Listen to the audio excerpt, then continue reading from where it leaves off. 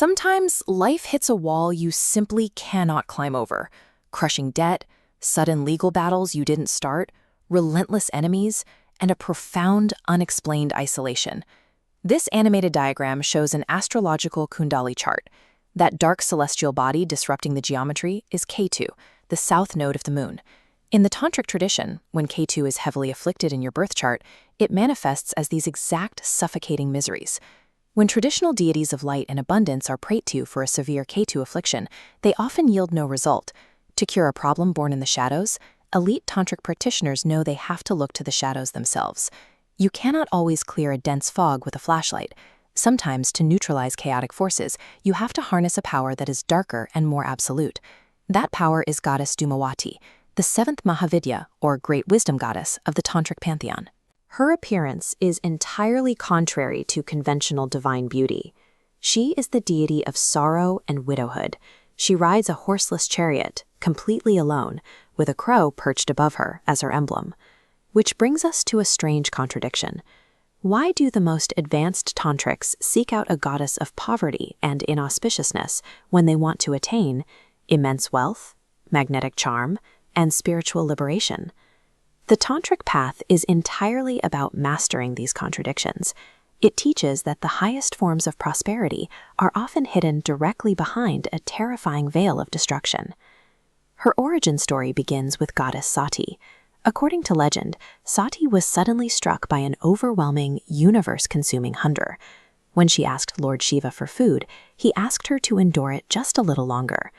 Driven entirely mad by the pangs of this unnatural starvation, Sati took a shocking action. She grabbed Lord Shiva and swallowed him whole to satiate her hunger. Immediately, her body was plunged into total darkness. Thick smoke, called dhumra, began pouring out from her pores until she finally yielded and regurgitated him. The cosmic damage was done. By temporarily consuming her own husband, she manifested the eternal archetype of a widow. She became the fierce, solitary goddess Dhumavati. This origin legend demonstrates a specific truth. Her power is so uncompromising that it has the capacity to consume and overpower even the divine itself. Her frightening appearance functions as a highly specific set of spiritual tools. Her wrinkled form and plain white clothes represent ultimate detachment from worldly desires rather than just fear. She is deeply connected to funeral pyres. In tantric practice, she resides directly within the thick smoke rising off the crematorium ground, serving as a constant reminder of our own mortality. This animation shows a soup or traditional winnowing basket. Like a farmer separating grain from chaff, Dhumavati's cosmic soup destroys negative energies. Presiding over Ketu, this winnowing targets the planet's influence. Sifting out karmic debris stops Ketu from becoming an obstacle, allowing energy to flow toward liberation. Her terrifying symbols function as highly advanced cosmic tools, built entirely to separate hard truth from worldly illusion. A dedicated practitioner, or sadhak, who correctly navigates her dark path develops an immense aura of power.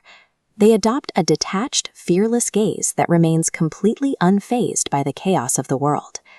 Through long-term worship, this energy systematically destroys external threats, like false legal battles and physical foes, while simultaneously burning away internal demons like sorrow and poverty. Tantric logic suggests that by propitiating the goddess of poverty, or Lakshmi, the practitioner honors and then consciously moves that energy out of their lives. This creates a spiritual vacuum that material abundance naturally rushes to fill, transforming a state of total lack into significant wealth. Total submission to the most feared aspects of the universe grants a perfect balance. You achieve complete worldly success alongside ultimate spiritual liberation, or moksha. But this specific path carries a stark warning.